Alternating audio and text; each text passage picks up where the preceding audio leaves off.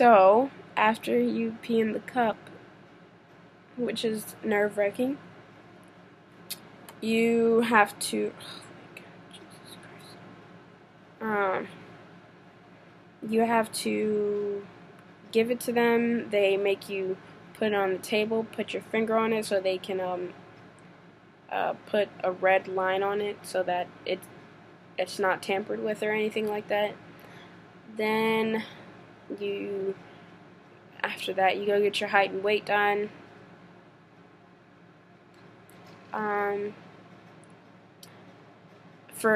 They have really strict instructions, so make sure that you guys are very attentive, and that you're paying attention to the instruction to the detail, because you will get yelled at by people that's not your RDCs. I was fortunate enough to meet my RDC when I got there, because I was in a division where a performing arts division, so we had our RDCs. I hear some people don't get their RDCs until like a week later. So yeah, make sure that you're paying attention to every detail.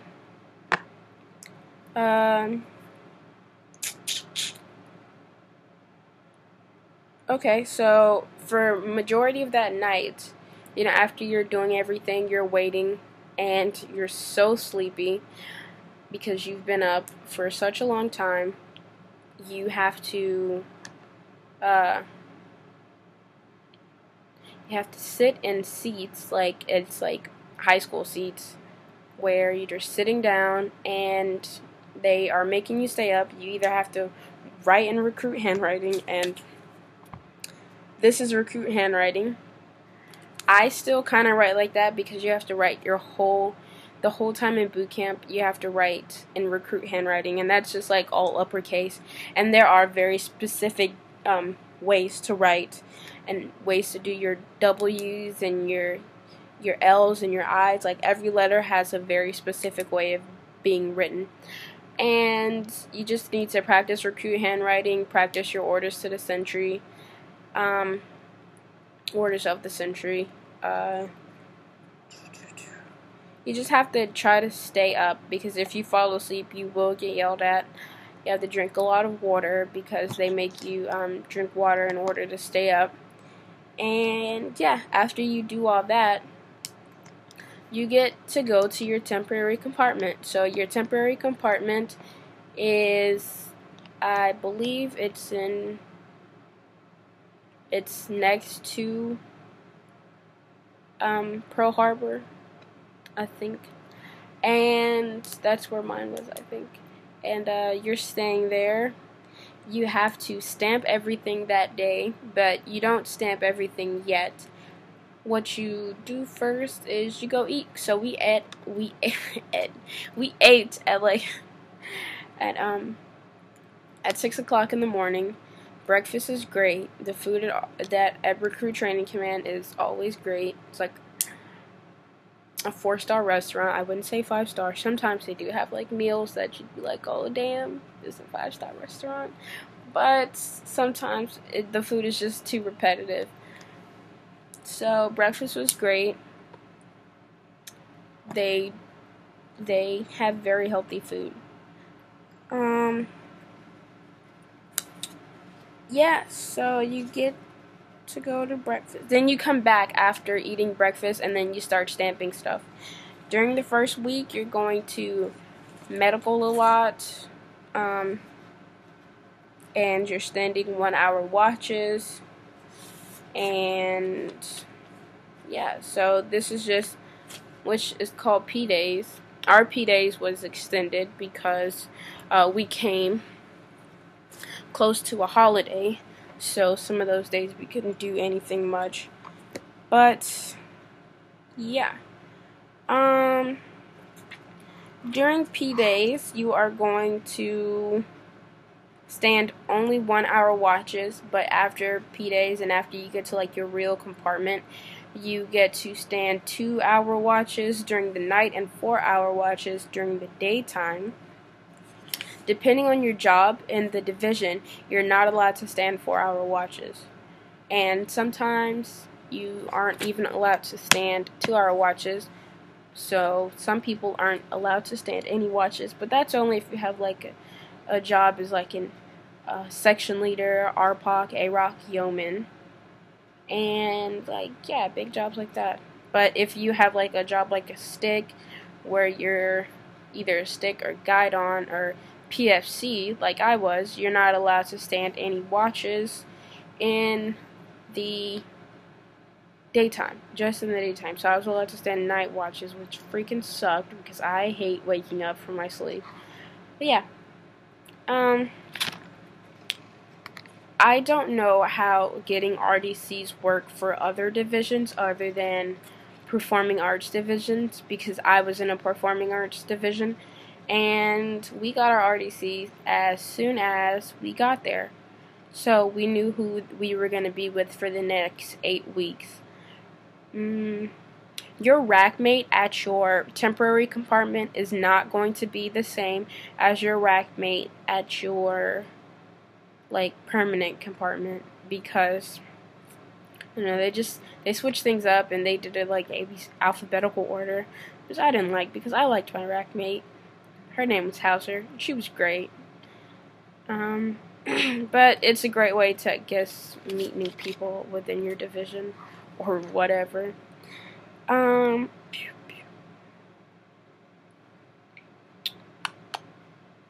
Facing each other phone calls.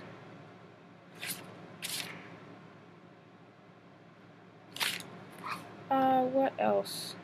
Okay, so, when they tell you to throw everything away, I would suggest that you throw everything away, especially if it's going to be too big to fit in your little drawer. And your drawer is very tiny. Okay, so it's a nice size where you can fit like travel size stuff, but I wouldn't suggest that you get like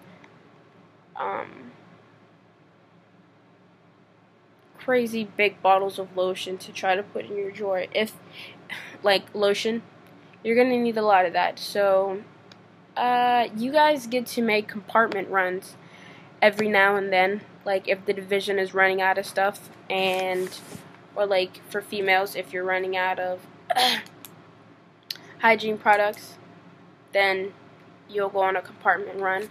But there needs to be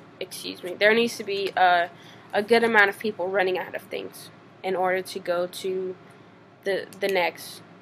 And when you go to the next, they made us go to the next in a specific way where you had to like go up and down the aisles in like a zigzag motion. So you got to see every aisle, but you didn't get to go back or round. So when you go through one time, you only go through one time, and you need to get everything that you need to get, because you're not going to get a chance to go through again until another next run.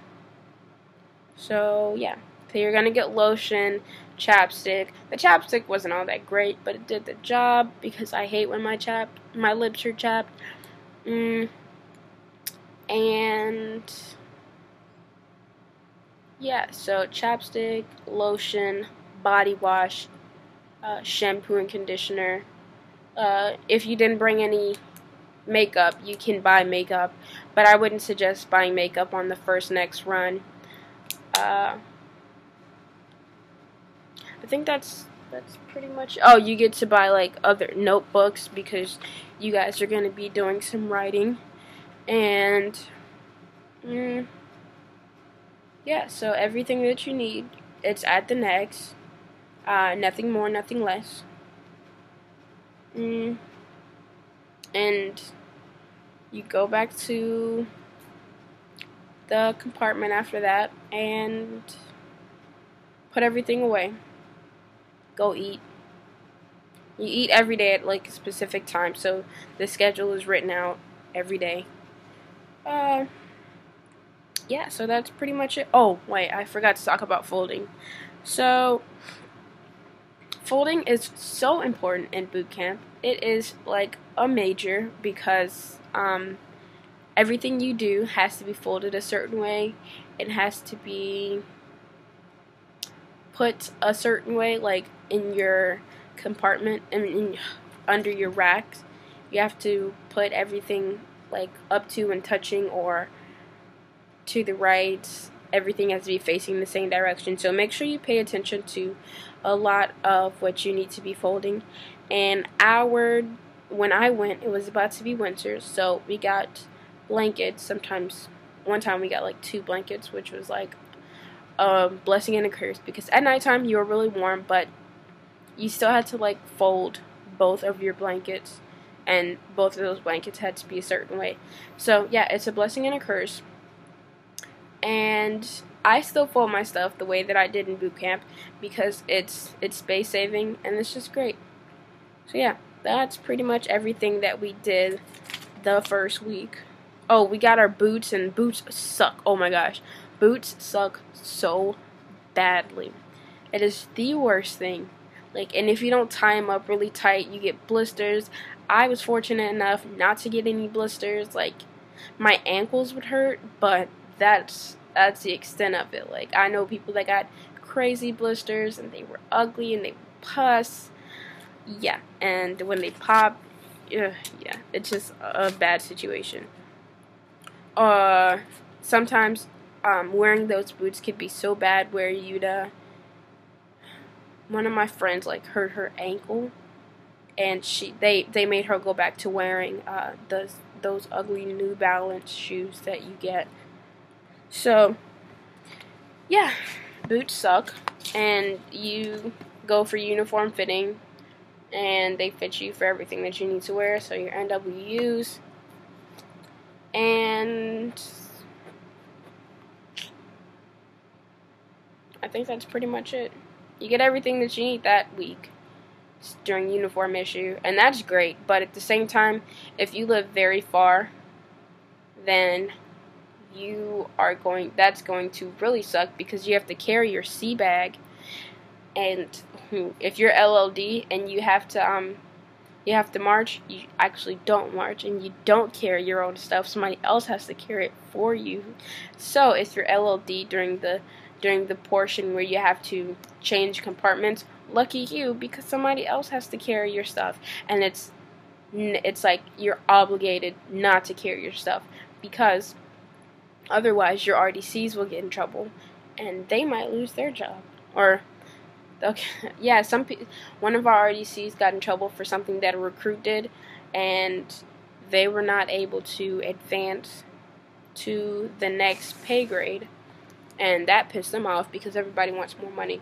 So yeah, I know I'm just jibber-jabbering.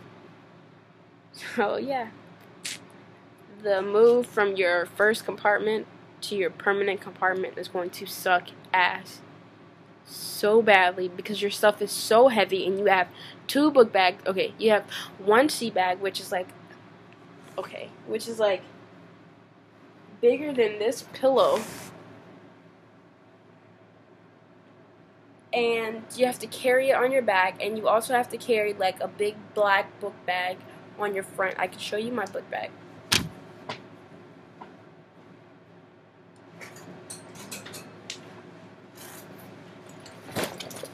This big black book bag on your front, and it expands. It expands all the way around, so you're going to have it expanded, and you're going to have like all this stuff on you, so it's going to be like murderous. But when you're done, you're like, oh, thank the Lord, I'm done. But I mean, you still have to carry it around the when you graduate, upon graduation. But that's my spiel for the first week. Bye. Oh, if you guys have any questions, please feel free to put it down in the comments below. I do answer all questions, and I think I answer them fairly quickly. And please rate, comment, and subscribe, and let me know what else you guys want to see.